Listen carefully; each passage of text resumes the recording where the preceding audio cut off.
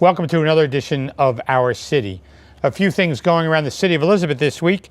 On Tuesday, November 3rd at 6 o'clock, I'm going to join members of Community Access Unlimited. They'll have their annual gala dinner and awards ceremony. It's going to be held at the Newark Liberty International Airport Marriott, located at the Hotel Road in Newark.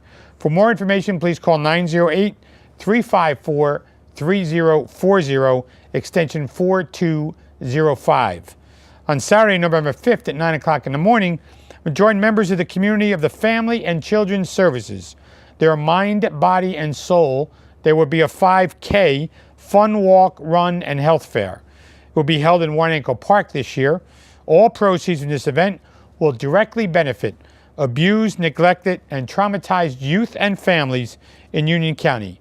So if you want more information on this event or to register, please visit www.facsnj.org.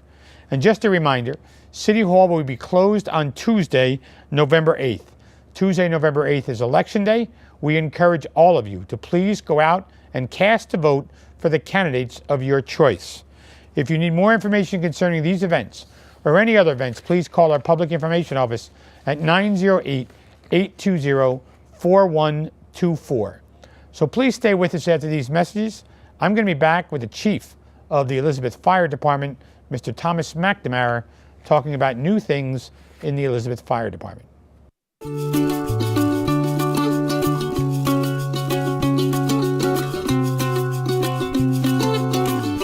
Sometimes you learn by helping others learn. Kane University.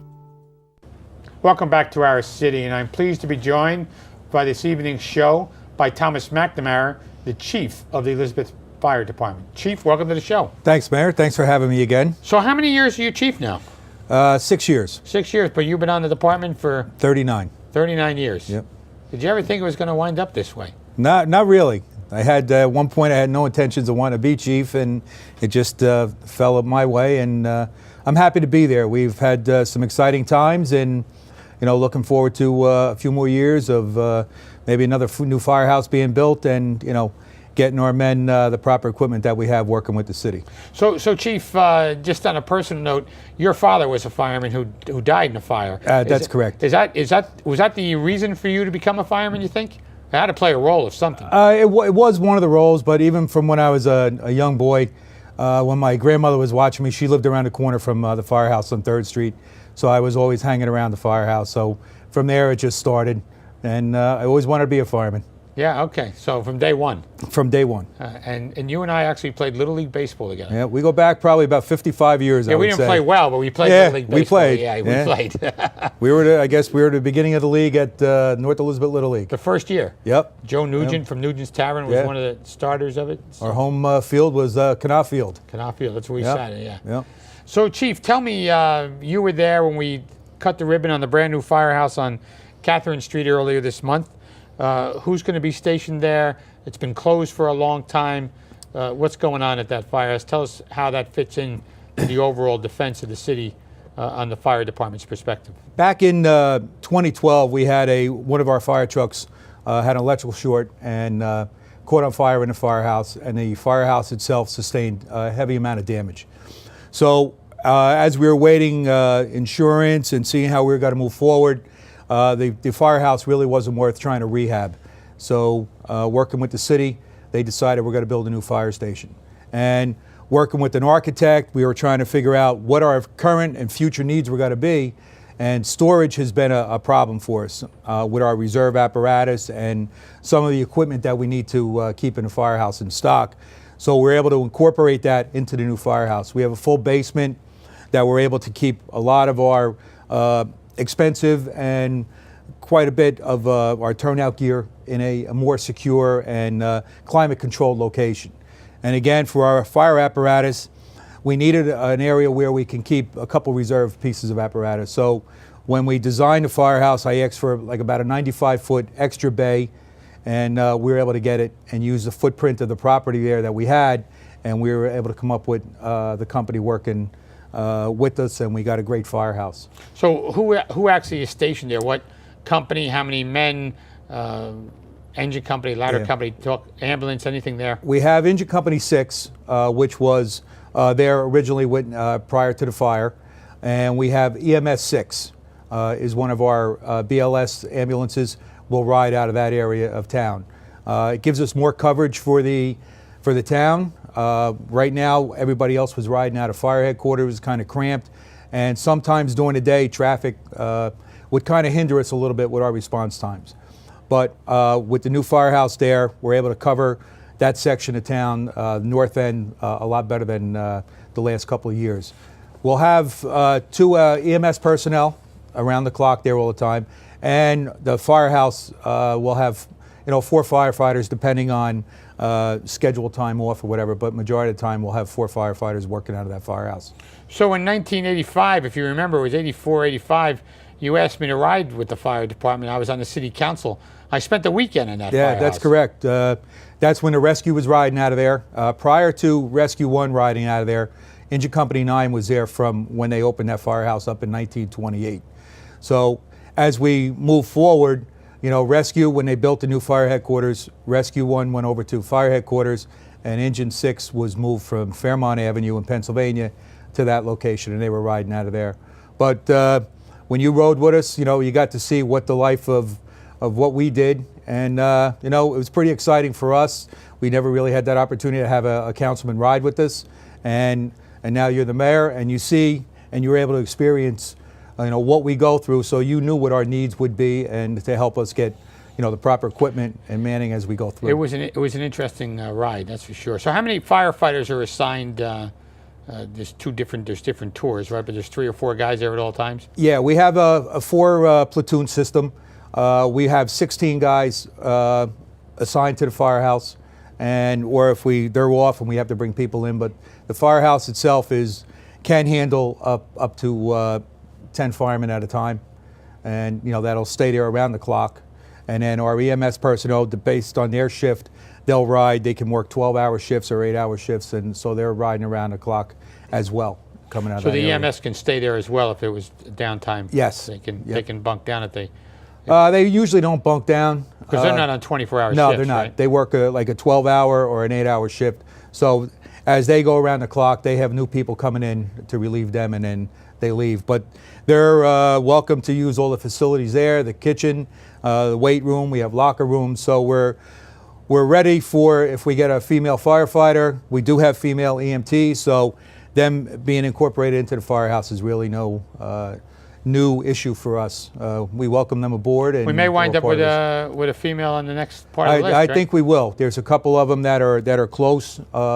When we do the new certification, it looks like we will probably have one, and we're looking forward to it. It's about time, and times are changing. So departments around us have women firefighters, and it's all just part of the new generation and from what we had years ago.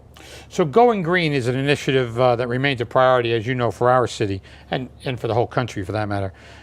And as we update and enhance existing facilities, as well as we welcome new construction in this new firehouse, there are green elements. Can you talk about them? Yes, some of the building materials that they put into the firehouse enhances the LEED program. But our LED lights, our heat and air conditioning is all computer operated. It fluctuates and runs when, based on need instead of continuously running. The old window units that we had were so inefficient. So now everything is all sufficient for us. We have a generator in case we should have a storm and we lose power. The generator will run the entire firehouse, all the operations of the firehouse. And, like I said, we walk from one room to another, lights go on, they go off. So it just saves on electric bills.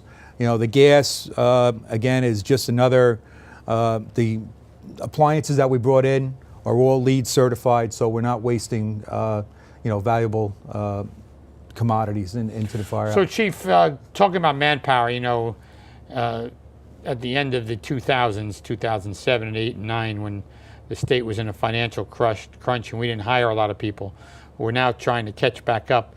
But the city of Elizabeth, through the work of Susan McCune and you, as well as the fire director and others, we were able to be awarded a $5 million SAFER grant that was offered by the Department of Homeland Security and FEMA. Now, this SAFER grant is the first one we ever received. Tell us about the $5 million and exactly what that does for our city and our residents. It was a long, hard battle that we finally we were awarded the grant for $5 million with the help of Senator Booker, Menendez, and Assemblyman Series. Congressman Series. They pushed forward. They supported us wholeheartedly, and we were able to get the grant. For a few years, we were turned down. We were always wondering, our application was good, but it wasn't just good enough. It's so competitive. So with them helping us, we were able to get it. The $5 million pays for the salary of 36 firemen for 2 years, including benefits and everything. So, but just getting them on board, it builds the morale of the men that we're just seeing. We're replacing men as they retire. We're getting new blood. We're getting young guys. Some of the older guys now are getting tired. We are a busy fire department, and it's just a win for the city. We're saving money because the budget doesn't have to allocate for those men for 2 years, and hopefully we're going to apply again after the end of the 2 years. And we had luck this time. We'll continue to push it in. So Senators Menendez and Booker were instrumental, as well as Congressman Series, because they wrote support letters, yes, lobbied on our behalf. That was a big thing. Talking with other chiefs throughout the state, we were one of the only big city in the state that wasn't getting awarded grants, and not from a lack of us trying with our applications. It just wasn't. When it goes to peer review, I don't think we were just getting that, that dire need that we had, and with their push, we were able to get it through. So we hired how many new firefighters? 21 right now. And where are they? They are currently in the recruit training class, and they work 5 days a week, and they start at 7 o'clock in the morning and run usually till 3:30, 4 o'clock. And how long is the training process for them? 5 months. It's a long, arduous task that they have to compete with, and it's hands-on training, school work. A lot of these, recruits that we have now have been away from the books for a while, and the Firefighter 1 and Firefighter 2 program that the state requires us to have is you get a lot of tests, and we keep our guys to a higher standard. We like to see them score 80 and above, and it's all teamwork. They see somebody struggling, they help each other out. So 5 months training, Chief. How long did you train? 1 month. 1 month. Yeah, and they do their physical fitness training. Mine was when I came on, we ran in place for 2 minutes and we did 25 jumping jacks, and times have changed with the requirements. You didn't put out live fires in your training, right? Right at the last week we did maybe 1 or 2, and then that was it. And you're required, and when you got into the company, it was on the job training. The training is much more extensive today. It is now. There's more and more. We have mandates that we have to follow, and again, there's hazardous materials. There's confined space. There's first responder training for first aid and everything. That's all encompassed in that 5 months. Do we know where they'll be assigned, or that's still being worked on? Not yet. They get evaluated as from the first day they started till the last week, and based on what their strengths and weaknesses are. And not that it's a weakness, but we kind of tell maybe this guy might be a better ladder company guy, stronger, taller guy, or we have an engine company guy that really can handle stretching a hose line, operates the nozzle well. So, and then we look at the need of where we got to put them, what companies are short the men, and we have our real busy companies, and then we have some that they're busy but not as much as the other ones. So it's a learning curve for them and us. And then all the chiefs, they kind of look to see who they want. They all want the cream of the crop, and so that doesn't happen all the time. Well, Chief, we're going to do a couple of commercials, come back and talk more, not only about our fire department, but the regional efforts as well. Sure. Please stay with us. I'll be joined in the second half by Tom McNamara, Chief of the Elizabeth Fire Department. We're an American original, dependable, historic, nuanced, with all the comforts of home, even when you're just visiting. So we're celebrating for all that we've left untouched and all that we've changed. A place where the past meets the future. So consider this your invitation. We've been celebrating here in Elizabeth for 350 years, and we're just getting started.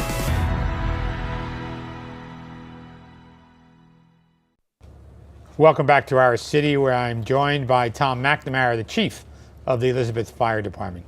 And Chief, we were talking about the SAFER grant before the break, and 21 new firefighters in our city. How does that help the overall region? Well, this will help us with our responses. We're part of Elizabeth has a very robust special operations and technical rescue team. We have members that belong to the state's urban search and rescue team, which now just became one of the 28 FEMA teams throughout the country. So when a call comes in, we're able to outfit our units with highly trained, capable people to go to. We'll use Hoboken, for instance. We got called to assist at the Hoboken train crash. Our units were all there amongst other agencies, and with having those the manpower there, the adequate manpower, we're able to not really strip the city. We're able to get our guys there to help what they were going to need, and then come back. And those costs are reimbursed through FEMA when that happens? Through the FEMA for a federal declaration, yes. We just had 3 members went down they operate in South Carolina for 7 days with the state's urban search and rescue team. Their whole salary and our backfill is covered by FEMA costs because of the serious of the nature of the event. And they call us to go? Yes. We have 10 members that are on the team, and 3 members went. Their color was up and they went down, and they were part of making over 100 water rescues down there using John boats, rafts, or whatever, rescuing the people out of mainly Lumberton, and they South stayed Carolina. there for what, 7 or? They were there 7 days. 7 days. They camped out. They're capable of staying for 14, but FEMA started rotating other teams in, and they let them go back after 7 days. So, as you know, Chief, about 6 weeks ago, we had a suspicious package at the train station, which turned out to be an explosive device. And the fire department responded along with local, county, state, and federal agencies. You were there, as Yes. I was. We were there late evening into the early morning hours. The fire department provided some specialized skills. And what exactly would the fire department's role be in that type of situation before an explosion? And then, as we know, it did explode. Well, before, we'll stage, a block away.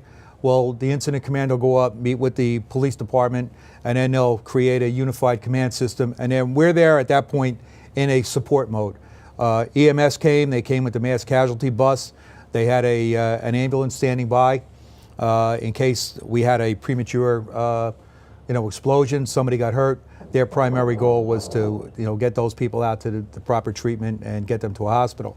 After the detonation of the device, if there was an ensuing fire, our role would be to put the fires out. Maybe if there was any damage to any structures, we would do an assessment of what structures may have sustained damage or anything like that. But we're more at that point into a support role. Provide lighting if we needed it. We had our vehicles there. As we were there, we had a small fire right around the corner in one of the restaurants because they hurriedly evacuating the building, they left some rags burning, and then we were able to put that out. So It was right at the command yeah, area. right there. Actually, Yeah, It was the old Bell Lounge, Las Palmas. Yep. So our members were, we're there. I can tell you, everybody worked really well. All the agencies that were involved, everybody kept everybody informed. So we were, I don't think we were all ready for a real device. My years on the department, I think there might have been only 1 or 2 that we ever really had turned out to be a real device that they detonated.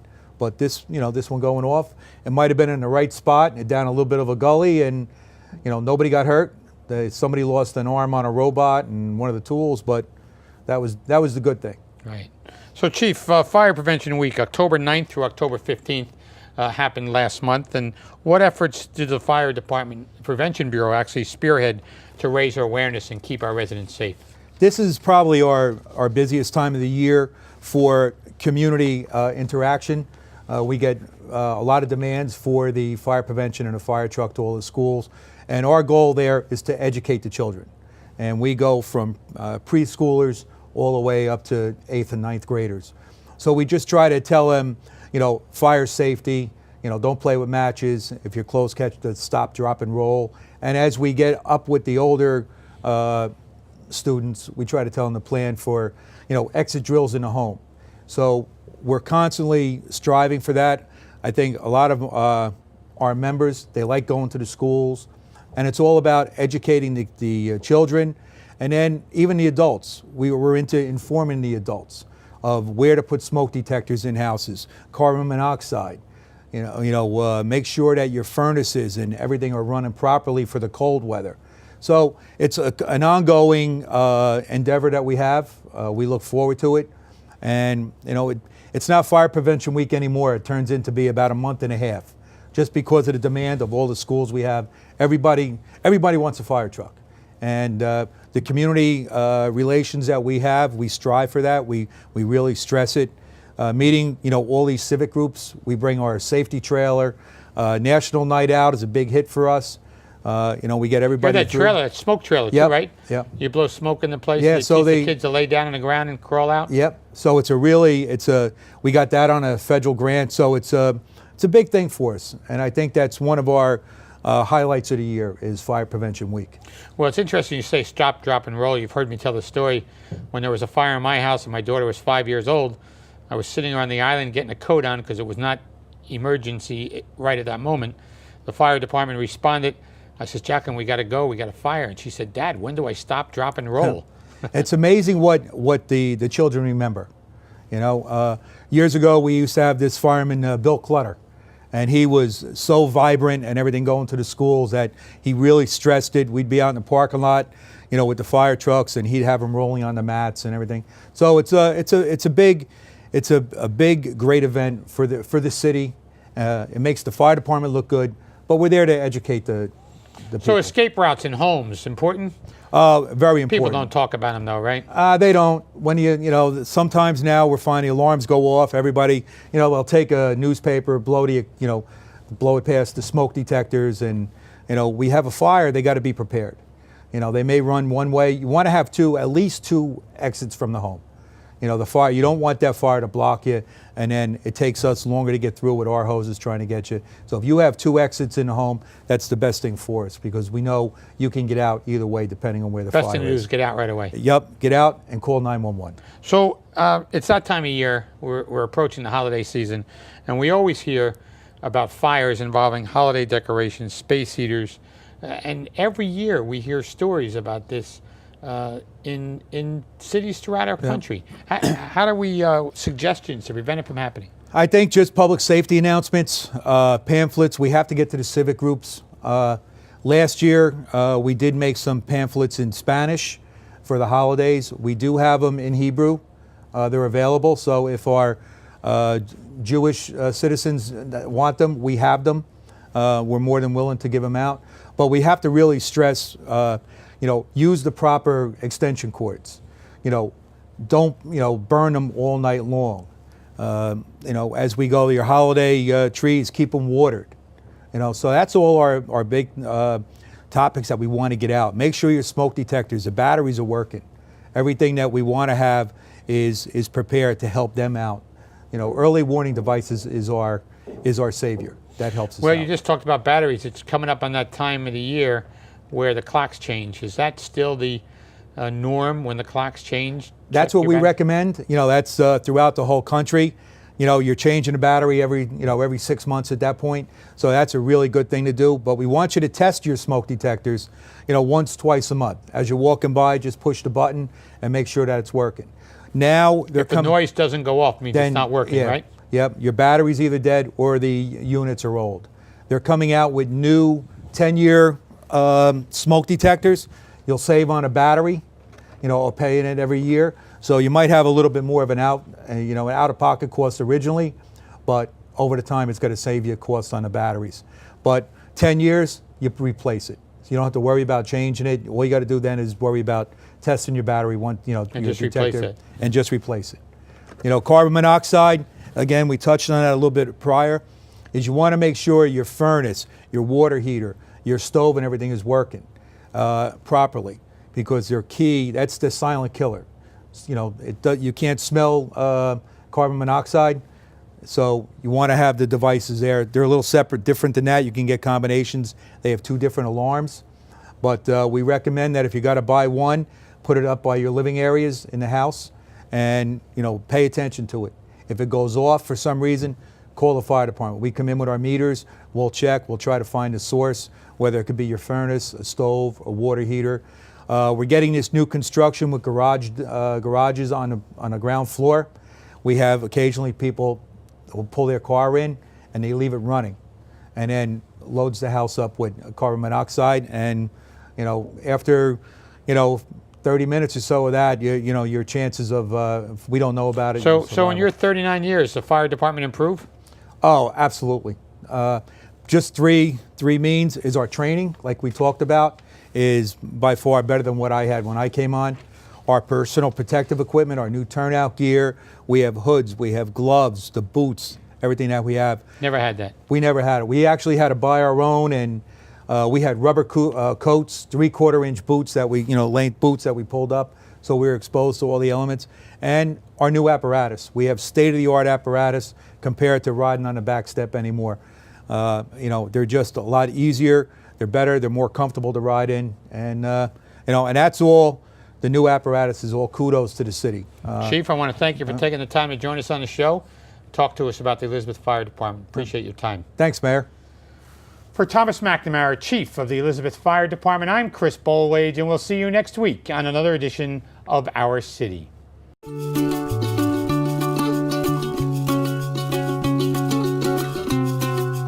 Why do we like it here? Let's just say the reasons are diverse. Kane University.